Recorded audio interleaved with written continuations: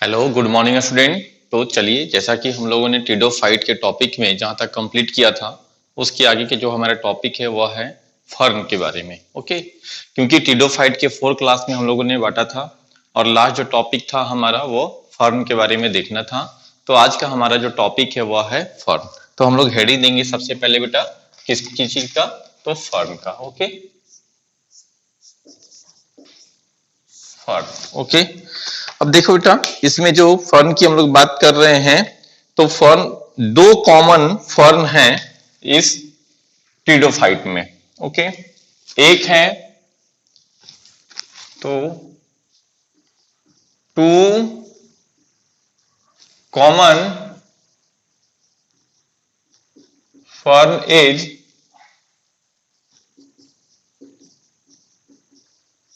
Adiantum and, और इस Adiantum को दो कॉमन फर्न है बेटा। सबसे पहले एक है एडियंटम एंड सेकंड है ड्रायोपटेरिस। फर्न की बात जब भी हम लोग करते हैं तो सिर्फ ये दो मेन कॉमन फर्न है, एक एडियंटम और दूसरा ड्रायोपटेरिस। एडियंटम को, ये जो एडियंटम है, इस एडियंटम को हम लोग मेडन हेयर फर्न कहते हैं। इसी एडियंटम को मेडन हेयर फर्न, और सेकंड जो है वो है ड्रायोपटेरिस। Adiantum and ड्रायोपटेरिस। ड्रायोपटेरिस को हम लोग कहते हैं male shield fern, male shield fern. Okay, तो ये दोनों कॉमन फर्न है, एक है बेटा एडियंटम, सेकंड है ड्रायोपटेरिस, जो कि दोनों टीडोफाइट हैं, टीडोफाइट के फर्न हैं, फर्न के क्लास में आते हैं। ये दोनों मिलते कहां हैं, तो ये दोनों मेन रूप से जो सैडी और मॉइस्ट एरिया होते हैं, ट्रॉपिकल, सब ट्रॉपिकल और टेम्परेट रीजन में, यानी जहां पे ठंडी गर्मी ज्यादा हो, जहां पे गर्मी कम हो, या गर्मी बीच बीच में हो, ये तीनों एरिया में हम लोगों को ये देखने को मिलता है। occurs in डैम्प, डैम्प का मतलब जहां पे थोड़ा मॉइस्चर है, डैम्प सैडी प्लेसेस इन ट्रॉपिकल, सब tropical and temperate region, and temperate region. Okay बेटा, तो ये दोनों जो हैं, जहां पे थोड़ी गर्मी कम है, थोड़ी गर्मी बीच बीच में है, और थोड़ी गर्मी ज्यादा है, तीनों रीजन के में जो सैडी प्लेस है, जहां पे धूप डायरेक्ट बहुत ज्यादा नहीं आता है, साथ ही साथ मॉइस्चर कंडीशन जहां पे मेंटेन होता है, उस एरिया में ये दोनों फर्न जो है वो हमें देखने को मिलते हैं। अब इसके प्लांट बॉडी जो होते हैं वह कहता है प्लांट बॉडी इज पेरेनियल। अब पेरेनियल कहने का मतलब बेटा, तीन तरह के प्लांट इसके बेसिस पे देखने को मिलते हैं। पहले तो यहां समझ लो पेरिनियल, एक होता है बाइनियल और दूसरा होता है एनुअल, यानी कि ऐसा प्लांट जो साल में एक ही बार सरवाइव करता है। बाइनियल मतलब साल में 2 बार हो सकता है, जैसे राइस का प्लांट जनरली आप क्या देखते हैं, साल में 1 बार होता है। तो एनुअल का मतलब जो होल ईयर में 1 बार, बाइनियल का मतलब कि जिसका एग्रीकल्चर साल में 2 बार कर सकते हैं, और पेरिनियल का मतलब एवरग्रीन, जो हमेशा हो सकता है। ओके, तो यह एक पेरिनियल प्लांट है। तो this is plant body is perennial, independent and independent, यानी इसका प्लांट बॉडी किसी दूसरे चीज पे डिपेंड नहीं करने वाला है। Perennial and independent evergreen sporophyte, evergreen sporophyte. तो ये सब बेटा फिर आपको समझा रहे हैं, पेरिनियल हुआ, बाइनियल हुआ, एनुअल हुआ, मॉर्फोलॉजी में आपको आएगा। बट आपको मैंने बता दिया, पेरिनियल का मतलब जो कम से कम 2 साल से ज्यादा जिंदा रहता है और एवरग्रीन रहता है, उसको कहते हैं हम लोग पेरिनियल। ओके, तो ये हो गया एवरग्रीन स्पोरोफाइट। स्पोरोफाइट जो होगा वो कंप्लीट एवरग्रीन होगा। अब प्लांट बॉडी जो है वो डिफरेंशिएटेड होता है,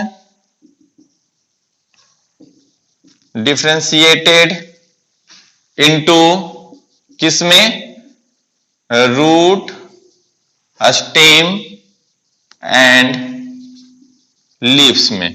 तो रूट, स्टेम एंड लीव्स में डिफरेंशिएटेड होगा। रूट जो होगा वो एडवेंटिशियस होगा, स्टेम जो होगा वो राइजोइड रूट होगा, ये sorry stem, stem underground rhizoid, root adventitious. Adventitious root का मैंने मतलब बताया था, जो रेडिकल के अलावा किसी दूसरे पार्ट से ग्रोथ करता है, वैसे रूट को हम लोग एडवेंटिशियस रूट कहते हैं। मॉर्फोलॉजी में फिर से कह रहे हैं ये सारा चीज आपको आएगा। और जो रूट रेडिकल से डेवलप होते हैं उसको कहते हैं हम लोग मतलब मेन रूट। तो वो दो तरह के होते हैं, एक टैप रूट और दूसरा फाइब्रस रूट। जो रूट एक ही जगह गुच्छेदार होता है जैसे गेहूं के प्लांट में, उसको कहते हैं फाइब्रस रूट। और जो रूट प्राइमरी, सेकेंडरी, टर्शियरी में बटा होता है उसको कहते हैं टैप रूट। तो वहां पर रूट के मॉर्फोलॉजी में पूरा का पूरा ये पार्ट आपको आएगा, तो आपको वहां पर ये सब चीज बहुत अच्छे से चलेगा। ओके, अब क्या कर रहे थे कि रूट जो होते हैं, root are adventitious root, root are adventitious, यानी इसका जो रूट होगा वो या तो स्टेम से या लीफ से कहीं और पार्ट से डेवलप होके आएगा। तो root are adventitious root, stem is underground rhizoid, underground rhizoid and aerial leaf और large aerial leaf और frond। तो लीफ जो होगा वो लार्ज, और या उसी को हम लोग क्या कहते हैं, उसी लीफ को हम लोग फ्रॉन्ड कह देते हैं। अब देखो पेटियोल जो कहता है, यानी इस प्लांट का जो पेटियोल है, खास करके एडिएंटम में, petiole is smooth and blackish,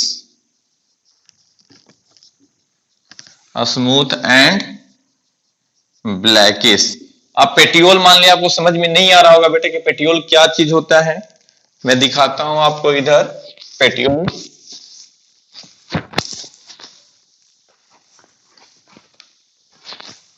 देखिए पेटियोल यानी अगर एक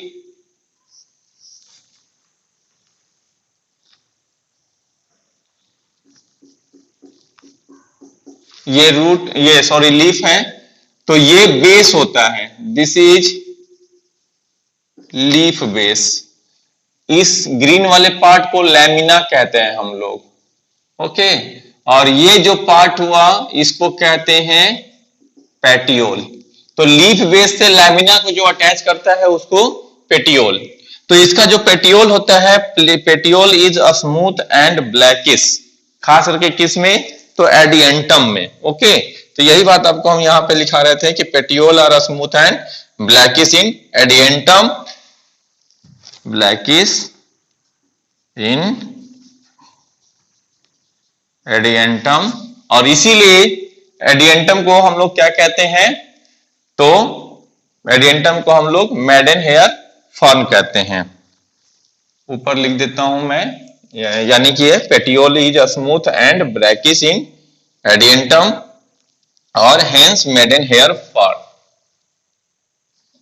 ब्रैकेट कर लीजिएगा, hence maiden hair form. Okay, तो यहां तक की ये बातें हो गई। चले थोड़ा सा अब इसके आगे की बातों को हम लोग मिटा लें।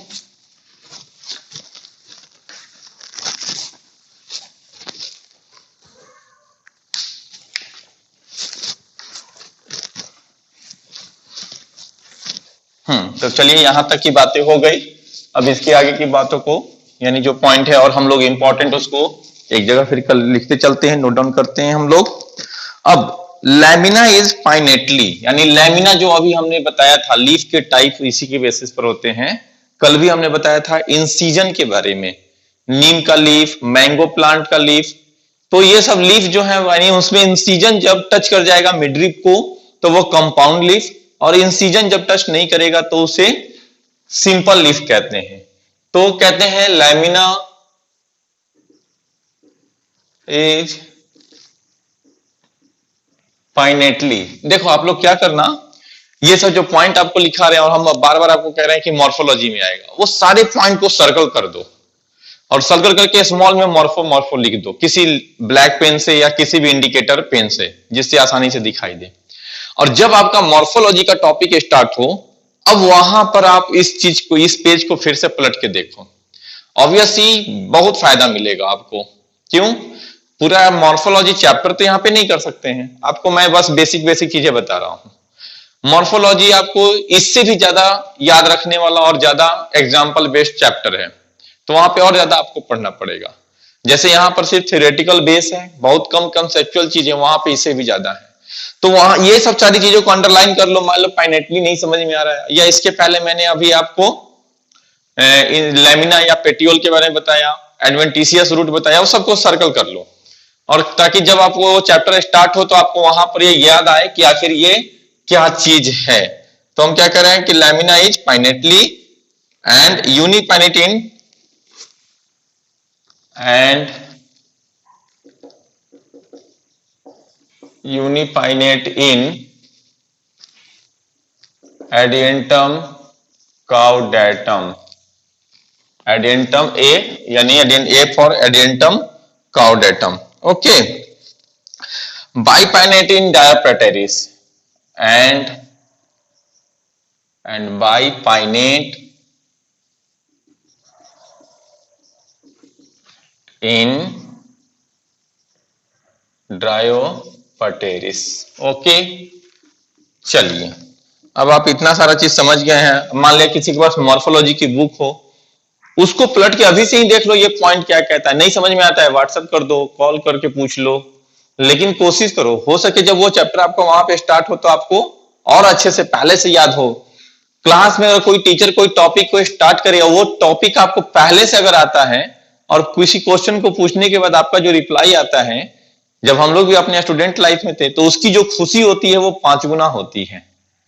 दो फायदे होते हैं उससे, खुद में सेल्फ कॉन्फिडेंस आता है और बाकी बच्चों के बीच में रौब भी बढ़ता है। रौब कहने का मतलब इमेज, इज्जत बढ़ जाएगी आपकी। ओके, तो ये चीज को करिए तो आपके लिए फायदा होगा। देखिए अब इसमें अगर वेजिटेटिव रिप्रोडक्शन बाय फ्रेगमेंटेशन, यानी इसमें फ्रेगमेंटेशन के थ्रू वेजिटेटिव रिप्रोडक्शन होता है, एंड साथ ही साथ adventitious bird, by adventitious bird and fragmentation. अब ये याद रखना एडवेंटिशियस बर्ड, जब मैं एक साइकिल देने वाला हूं तो वहां पे एडवेंटिशियस बर्ड से दिखाऊंगा कैसे कंप्लीट एक प्लांट का फॉर्मेशन हो रहा है।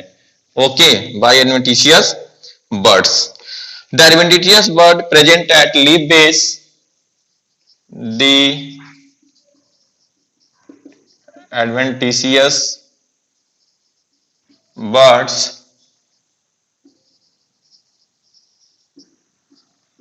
present at leaf base, the adventitious birds present at leaf base। Okay, यानी लीफ के बेस पे होता है,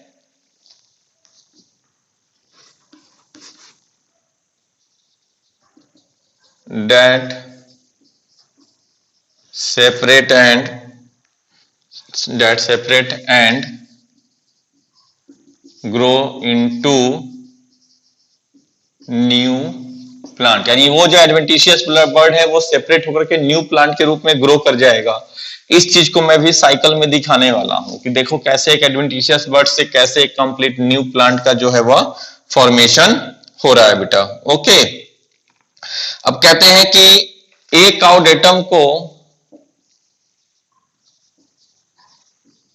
काउडेटम also called walking fern। अब ऐसा क्यों? क्योंकि एक और डेटम में उतना लंबा लिखने की जरूरत नहीं थी, इसलिए सिंपल में लिख दिया मैंने। लेकिन एक्चुअल रीजन क्यों नाम पड़ा वाल्किंग फॉर्म वो बता रहा हूं आपको। क्योंकि जो लीफ, अभी मैंने क्या बताया आपको कि एडवेंटिशियस बर्ड्स जो होते हैं वो लीफ बेस पे होते हैं, लेकिन एक और डेटम का जो बर्ड्स होते हैं एडवेंटिशियस बर्ड, वो लीफ के टिप पॉइंट पे होते हैं, और वहां से वो सेपरेट होकर के कहीं दूसरे जगह जब जाता है, यानी एयर के कांटेक्ट में आके सॉइल के कांटेक्ट में गया और वहां से ग्रोथ करके वो नए प्लांट में कन्वर्ट हो गया। तो वो क्या हुआ, वॉल्किंग किया ना, एक जगह से दूसरे जगह कहीं टहल के गया, घूम के गया बाई एयर या जिस मेथड से जाए वो, तो दैट मीन्स कि वो क्या हो जाएगा, फिर न्यू प्लांट के रूप में ग्रोथ किया है। और क्यों? क्योंकि उसका एडवेंटिशियस बर्ड्स लीफ के टिप पॉइंट पे होता है, इसी वजह से इसको नाम पड़ गया है वॉल्किंग फर्न। ओके, तो वॉकिंग फॉर्न ये इसका नाम क्यों पड़ा ये आपको मैंने बता दिया। अब कहते हैं कि द लीफलेट, यानी लीफलेट के ऊपर, लीफलेट क्या है, तो जब एकदम छोटा सा लीफ, अभी लीफ पूरी तरह से मैच्योर नहीं हुआ है, यानी जहां जिस पार्ट से लीफ अब डेवलप हो रहा है, जो लीफ के जैसा स्ट्रक्चर लेकर के अब लीफ बनेगा, उसको कहते हैं लीफलेट।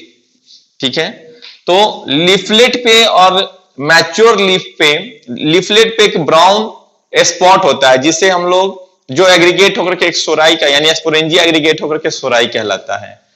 और लीफ के ऊपर स्पोरेंजिया और लीफलेट के ऊपर में सोराई, ये दोनों मिल करके कहलाते हैं स्पोरोफिल। यही पॉइंट को हम लोगों को लिखना है जो आपको मैंने बताया। तो कहते हैं leaflet of a mature leaf, the leaflet of a mature leaf, leaflet of a mature leaf, mature leaf, base shape leaflet of a mature leaf have brown spot, have brown spot, यानी उसको जो leaflet होगा, मैं बना देता हूं यहां पर छोटा सा एक, अब ये एकदम छोटा सा जो लीफ के जैसा स्ट्रक्चर अभी आया, लीफलेट है ये, बना के दिखाना मजबूरी है, मतलब कि इस तरह से, लेकिन लीफ कंप्लीट डेवलप नहीं हुआ है, ये छोटा सा एकदम लीफलेट है, इसके ऊपर एक ब्राउन स्पॉट होता है, इसी ब्राउन स्पॉट को हम लोग, यानी ये जो लीफलेट है, तो वही चीज लिख रहा हूं मैं कि the leaflet of a mature leaf have brown spot having cluster of sporangia, brown spot having cluster of sporangia called sori. Sori को सिंगुलर में सोरस भी कहते हैं, यहां लिख देता हूं मैं सिंगुलर सोरस। ओके, तो ये जो लिफलेट है, यहां पर ये ब्राउन स्पॉट, इसी को कहेंगे हम लोग सोराई। एक सोराई में लगभग 4 से 6 जो है वो एस्पोरेंजिया होते हैं, 4 से 6 एस्पोरेंजिया होंगे। ओके, अब चलिए बेटा, each sorus is covered by membrane,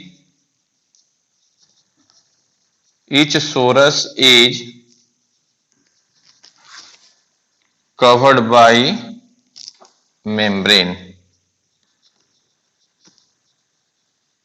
जो सोरस है वो किससे कवर्ड होगा, तो वो मेम्ब्रेन से कवर्ड होता है। Okay, each sorus is covered by a membrane.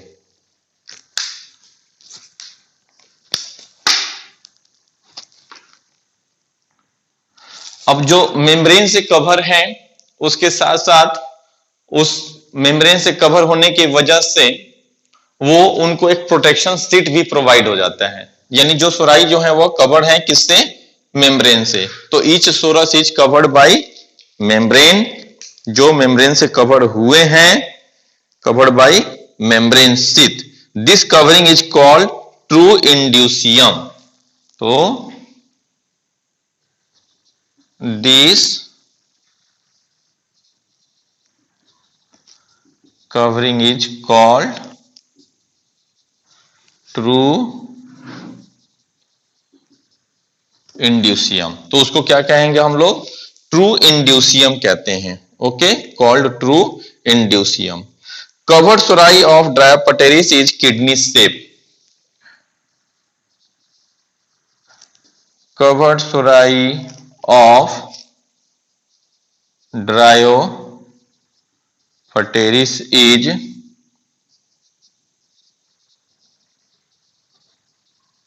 Kidney shape, यानी ड्रायोपटेरिस का जो सोराई है वो कैसा है? किडनी शेप का है। और इसी वजह से उसे हम लोग मेल सील्ड फर्न कहते हैं।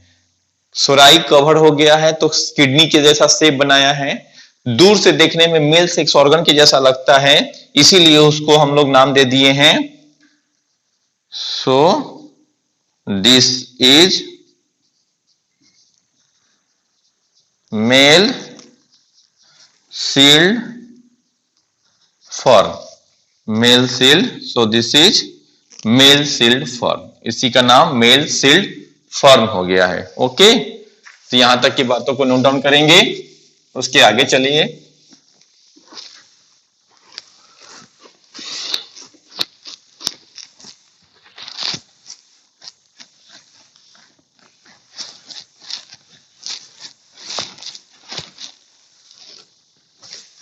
ये बात हो गई।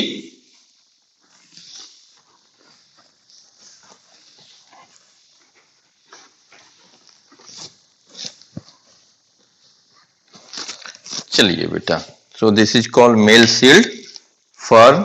ओके, अब सोराई में एक पैरेन्काइमेटस प्लासेंटा होता है। एंजियोस्पर्मी प्लांट में आएंगे तो वहां प्लासेंटा पूरा चलेगा आप लोगों का। फीमेल सेक्स ऑर्गन में प्लासेंटा एक्चुअल में होता है। तो यहां पर कह रहे हैं सोराई consists parenchymatous cushion, cushion CUSHION, cushion का मतलब जो गद्देदार होता है, कुशन कॉल्ड प्लासेंटा। उसको क्या कहेंगे हम लोग? प्लासेंटा कहते हैं। कुशन का हम लोग यूज करते हैं सोफे वगैरह पे बैठने के लिए, जो क्या है स्पॉन्जी होता है। दैट मींस कि वो हेल्प करता है प्रोटेक्शन के लिए भी। तो वही कह रहे हैं कि sori consist parenchymatous cushion called placenta. उसका नाम क्या है? तो उसी का नाम है बेटा प्लासेंटा। ओके, अब इसी प्लासेंटा में नंबर ऑफ एस्पोरेंजिया होते हैं that have a number of sporangia. तो उसमें क्या होंगे? ए नंबर ऑफ एस्पोरेंजिया होंगे। Okay, that have number of sporangia. और उसी को क्या कहते हैं? Number of sporangia. तो अब देखो कि जो प्लासेंटा है उसमें नंबर ऑफ एस्पोरेंजिया है, और हर एक एस्पोरेंजिया में 12 से 16 डिप्लॉयड स्पोर है। फिर से हम क्या कह रहे हैं? सोराई, यानी पहले समझ लो यहां पर सोराई, सोराई के अंदर क्या है? प्लासेंटा। प्लासेंटा के अंदर क्या है? एस्पोरेंजिया। और एस्पोरेंजिया के अंदर क्या होगा बेटा?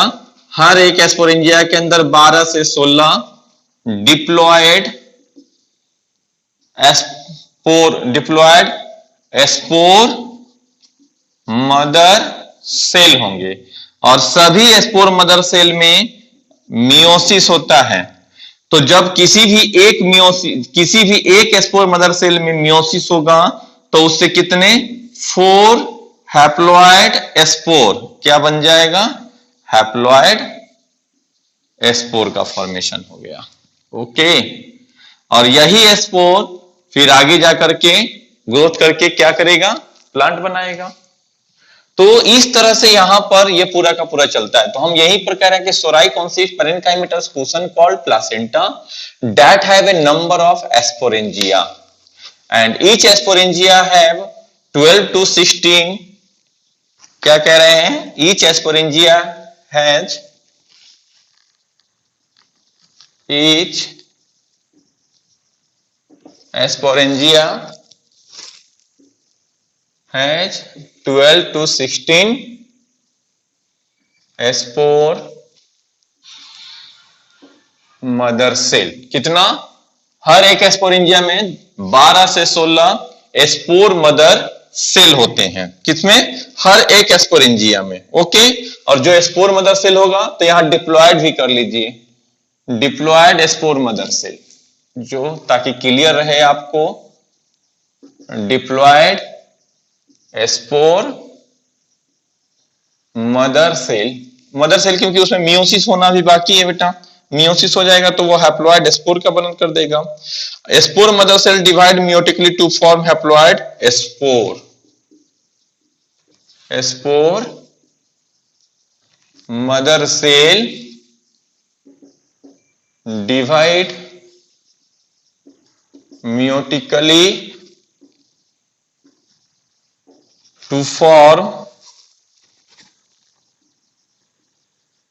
Haploid spore. तो देखो फाइनली क्या बना दिया? फाइनली ये हैप्लॉयड स्पोर का फॉर्मेशन हो चुका। अब यही स्पोर जो है वो किसी हवा के थ्रू डिस्पर्स हो जाएंगे, तो स्पोर डिस्पर्स थ्रू एयर, ठीक है, and disperse through air and contact with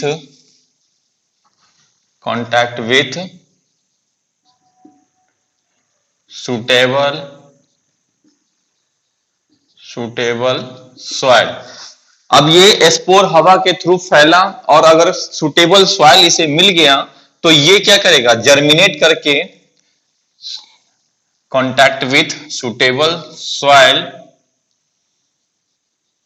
that germinate to form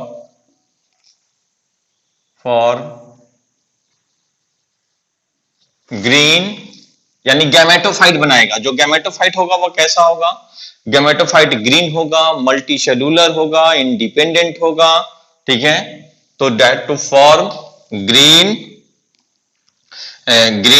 multicellular non vascular green thalloid non vascular मतलब जाइलम फ्लोएम नहीं होंगे। ग्रीन और प्लांट बॉडी यानी कि जो थाइलॉइड ये गैमेटोफाइट होगा। अभी हम क्या लिखा? टू फॉर्म, पहले पूरी बात लिख लेने दीजिए हम लोग को। तो to form green thalloid non vascular multicellular independent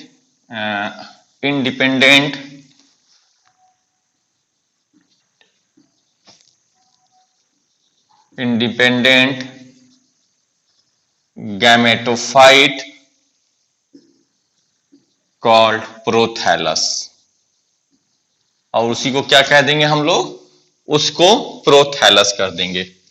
तो जो प्रोथैलस होगा वो मोनोसियस होगा, और उस यानी मोनोसियस कहने का मतलब उसमें male and female sex organ separate होंगे। तो कहते हैं prothallus is monoecious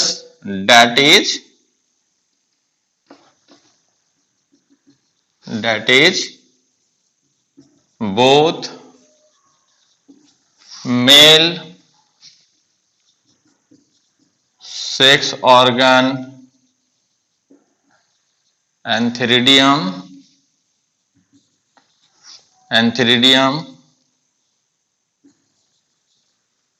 that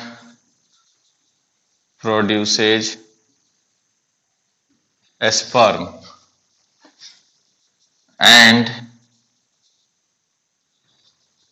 female sex organ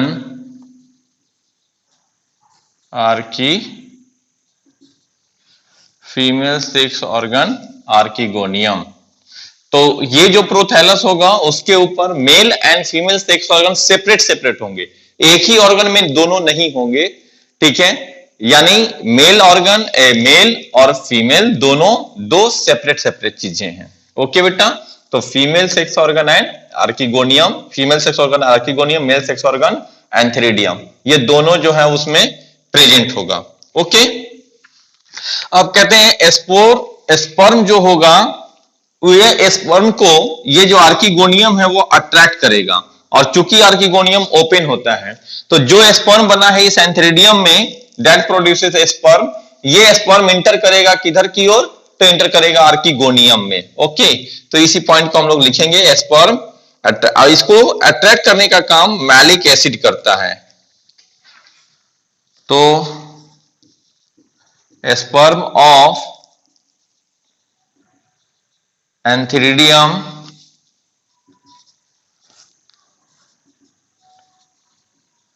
sperm of antheridium or sperm of antheridium attracted by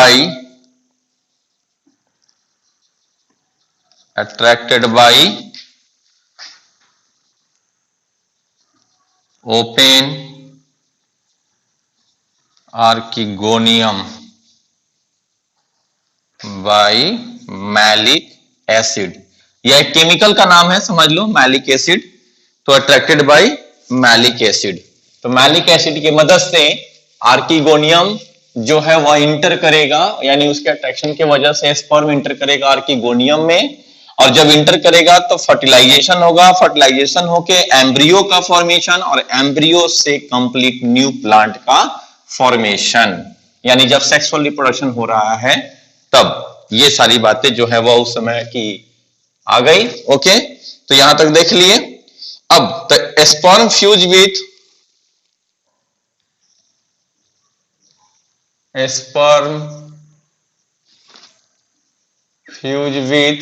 N oosphere to form a sphere to form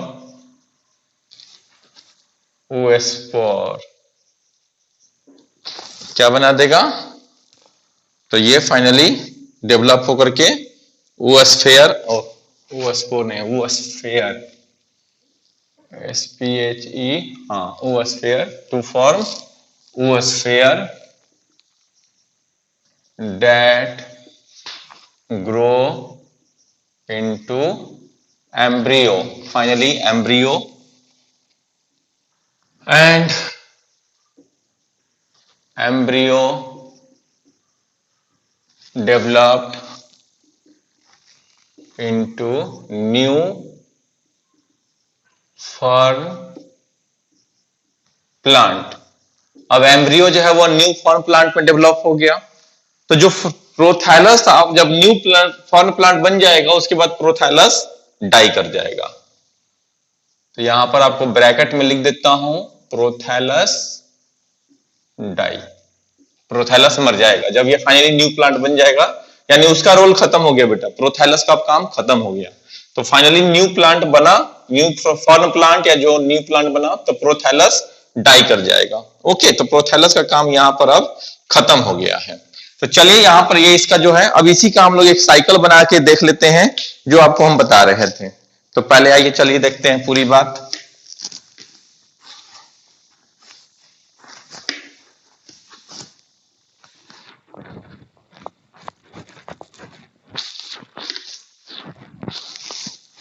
तो हमने कहा क्या, देखिए सारी चीजों को यहां पर एक बार करते हैं। ये है प्रोथैलस, प्रोथैलस कैसा है, मोनोएसियस है, प्रोथैलस मोनोएसियस है। तो प्रोथैलस में मेल सेक्स ऑर्गन और फीमेल सेक्स ऑर्गन होंगे, ठीक। तो एक हो गया एंथेरिडियम, एंथेरिडियम से क्या बनेगा, तो एंथेरिडियम से ये स्पर्म का फॉर्मेशन होगा। चलो यहां पर एक इस तरह से स्पर्म दिखा दिया, और साथ ही साथ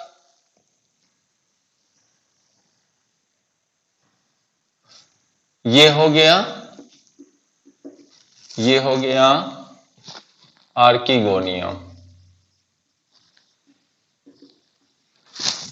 अब इस स्पर्म को इंटर करना है इस आर्किगोनियम के अंदर, तभी फर्टिलाइजेशन होगा। ओके, तो देखिए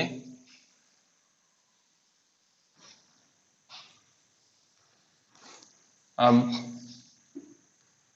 ये इंटर कर गया है। ओके, ये इंटर कर गया कौन, तो ये हो गया फर्टिलाइजेशन। क्यों, तो जब ये स्पर्म इधर आया है तो फर्टिलाइजेशन हुआ।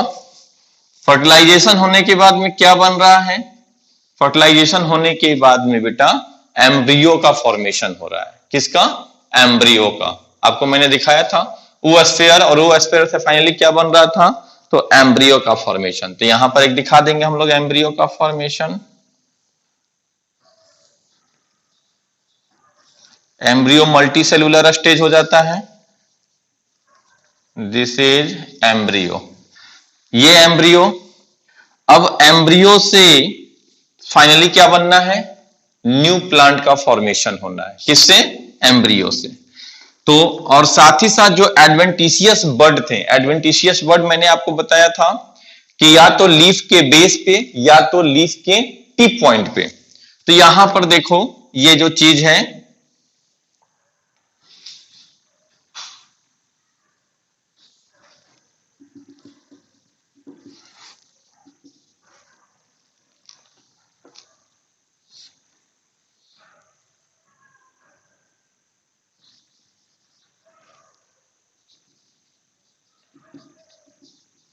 ये हो गया है एडवेंटिशियस बड, ये। ओके, तो यहां पे ये एम्ब्रियो से और साथ ही साथ ये एडवेंटिशियस बर्ड हो, किसी से भी फाइनली क्या बनना है, तो किसी से भी फाइनली न्यू प्लांट बनना है।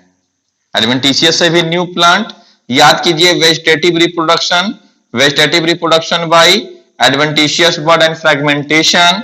फ्रेगमेंटेशन में क्या आता है, फ्रेगमेंटेशन में प्लांट बॉडी डिटैच होकर के न्यू प्लांट बॉडी में डेवलप हो जाएगा, तो उसको फ्रेगमेंटेशन। ठीक है, तो यहां पर ये इस तरह से ये हो गया न्यू प्लांट। ओके, अब इस प्लांट में आप लोग को पता है बेटा कि लीफ के ऊपर एस्पोरेंजिया होता है। ओके, लीफ में या लीफलेट पे। तो चलो एक लीफ के ऊपर हम क्या दिखा दिए, ये एक लीफ से हम आपको एक एस्पोरेंजिया का फॉर्मेशन कर देते हैं।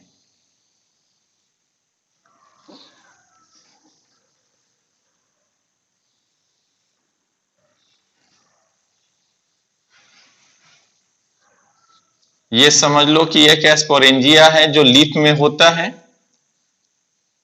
और एस्पोरेंजिया, ठीक है।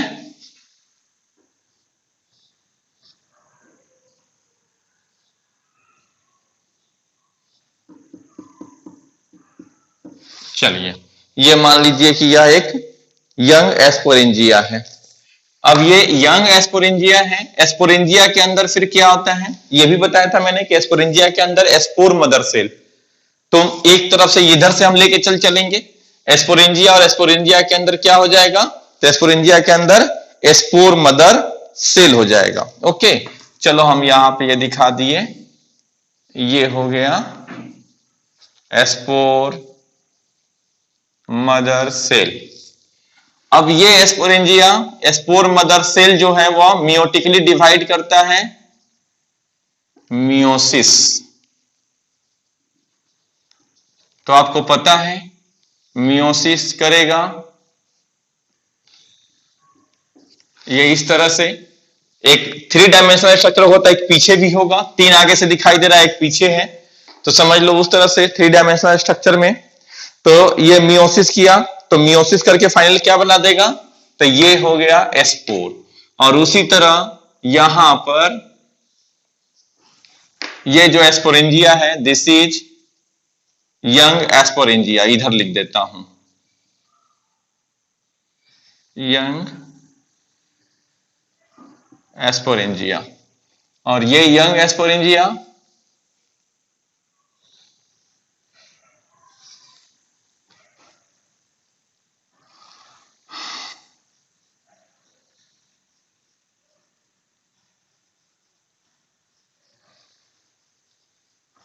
ये एस्पोरेंजिया को इस तरह से दिखाने का मतलब है ये डेहिसेंस हुआ है इसके अंदर से, ये ओपन पार्ट है। चलो इसको ऐसे दिखा देता हूं।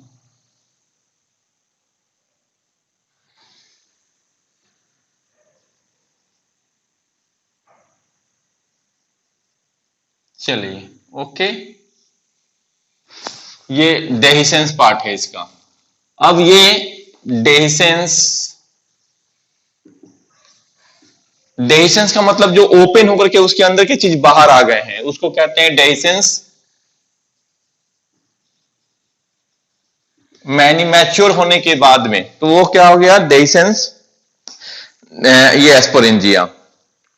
अब ये क्या करेगा, तो ये भी क्या करेगा, यह भी एक एस्पोर का फॉर्मेशन करेगा। यहां से यह भी एक एस्पोर बना दिया और ये भी फाइनली एस्पोर बन गया। ओके, यह भी एस्पोर है और यह भी एस्पोर है। इधर लिखता हूं मैं,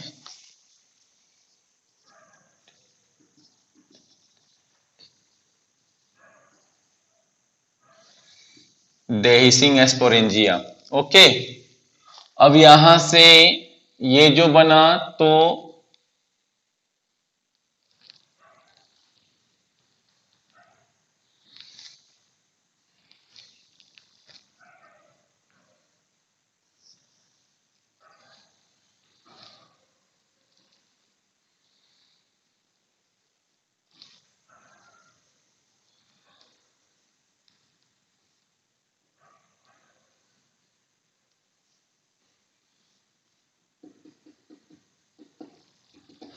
ठीक है।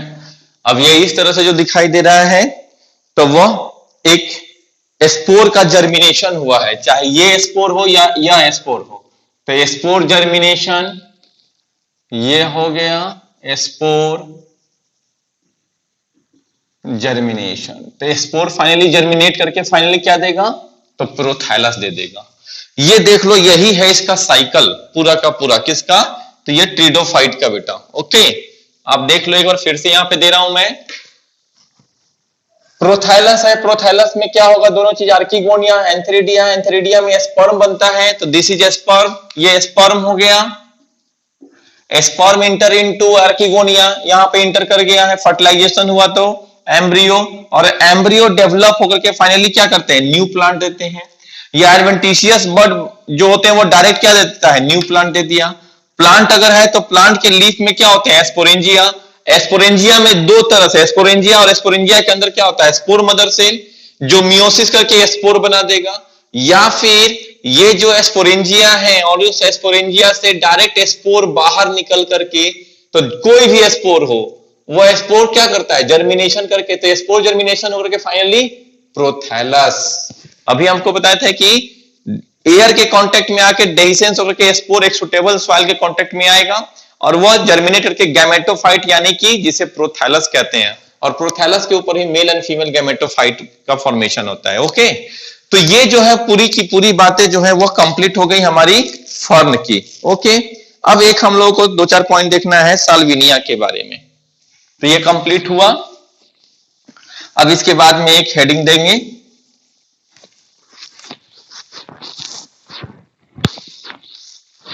ना योर हेडिंग इज, चलिए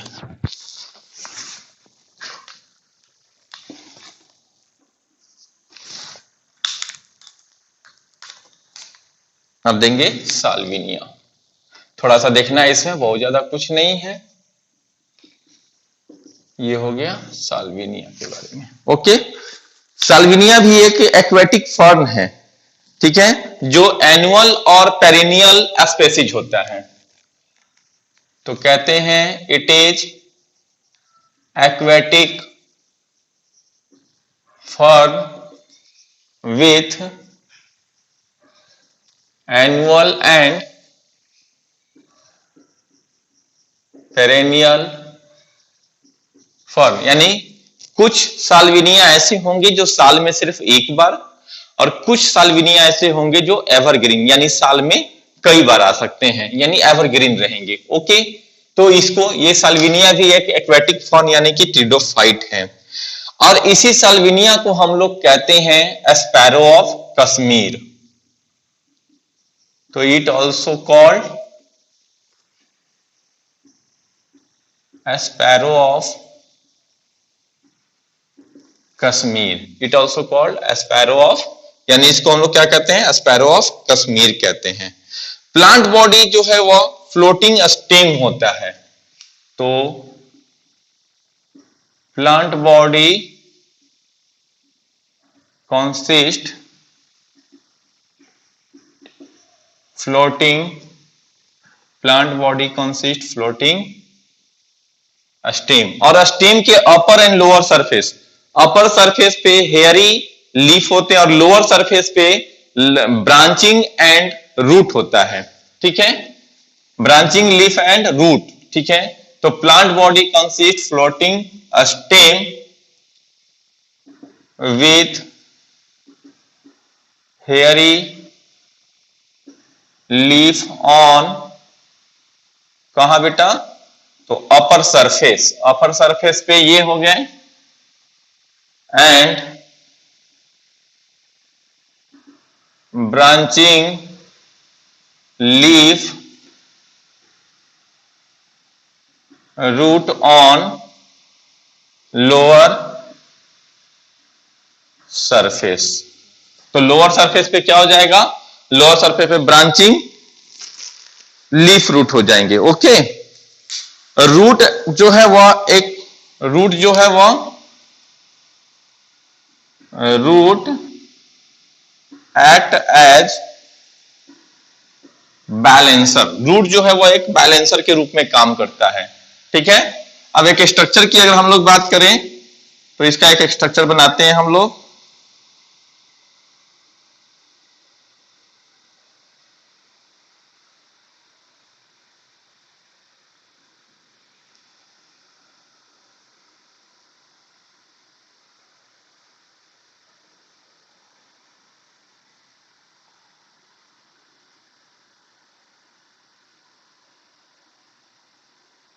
ये इसका एक स्ट्रक्चर हो जाएगा साल्विनिया का।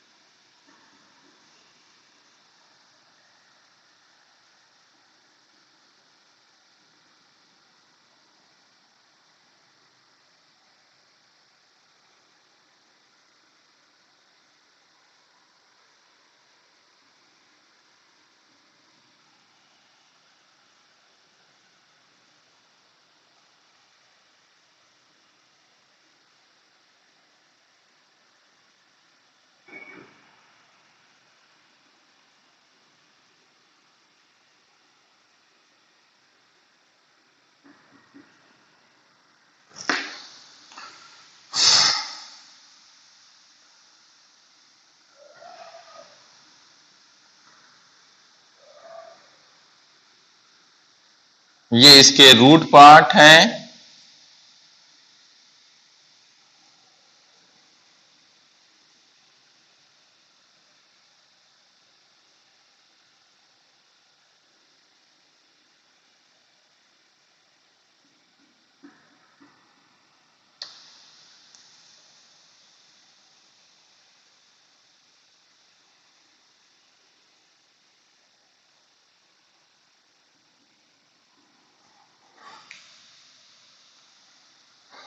ओके। तो ये जो लीफ होता है उसको कहते हैं फॉलिएज लीफ, और ये इसी तरह से साल्विनिया का प्लांट होता है, फॉलिएज लीफ। क्योंकि यह एक्वेटिक है तो इसे पानी में तैरना है, तो उसके लीफ में एयर होंगे जिसकी वजह से ये तैरेगा। एंड ये रूट वाला पार्ट हुआ, तो दिस इज साल्विनिया। बस इतना इसमें सफिशियंट है, इससे आगे बहुत कुछ नहीं जानना है आप लोगों को। तो यहां तक कि ये जो डायग्राम आपको दिख रहा है, थोड़ा इसमें अब बहुत ज्यादा कुछ इसमें कोई प्लांट के पार्ट या वो सारे पार्ट के नाम को लिखने की जरूरत नहीं है। ओके, लेकिन थोड़ा सा इतना तो ध्यान रखो कि हाँ ये रूट पार्ट है, ये फॉलिएज लीफ है, क्योंकि यहीं पर हमने मेंशन किया है एक्वेटिक फॉर्म है ये। ओके, तो क्योंकि ये क्या है, एक्वेटिक फॉर्म है, तो ये पेरेनियल फॉर्म है या एनुअल फॉर्म है, ये आपको बता चुके हैं हम। तो ये इस तरह से साल्विनिया का जो है कंप्लीट हो गया। यहां तक हमारा ट्रिडोफाइट के पार्ट जो है वह कंप्लीट हो गए। ट्रिडोफाइट के बाद में है हमारा नेक्स्ट पार्ट जो है वह है जिम्नोस्पर्म। ओके, तो यहां तक की बातें जो है ट्रिडोफाइट कंप्लीट हो गया हमारा। ट्रिडोफाइट के बाद में नेक्स्ट हमारा जो पार्ट है वह है जिम्नोस्पर्म, और लास्ट वाला पार्ट है एंजियोस्पर्म। आप जो पार्ट पढ़ोगे एनाटॉमी मॉर्फोलॉजी, वो मैक्सिमम पार्ट जो है वो एंजियोस्पर्म का है। तो मेन रूप से वो तो सेपरेट सेपरेट चैप्टर में उसके पार्ट पढ़ने हैं, यानी एक हमारा किंगडम ये क्लास बच्चा डिवीजन बचा है वह है जिम्नोस्पर्म। तो मेन रूप से जिम्नोस्पर्म, एंजियोस्पर्म भी आपको बताएंगे हम, लेकिन एंजियोस्पर्म का मेजर पार्ट अभी और अलग अलग चैप्टर में है। क्यों? Morphology of flowering plant, anatomy of flowering plant, reproduction of flowering plant, ये सब एंजियोस्पर्म का ही पार्ट है, चैप्टर के नाम है। तो एंजियोस्पर्म तो बहुत लंबा चलेगा, अभी नहीं, अलग अलग चैप्टर के रूप में चलेगा, लेकिन जिम्नोस्पर्म आपको हम इसके बाद नेक्स्ट जो चैप्टर हमारा होगा वह है जिम्नोस्पर्म। ओके, तो हम लोग नेक्स्ट क्लास में जिम्नोस्पर्म को देखेंगे। तब तक आप इस सारी बातों को थोड़ा सा रिवीजन कर लीजिए। Okay, thank you.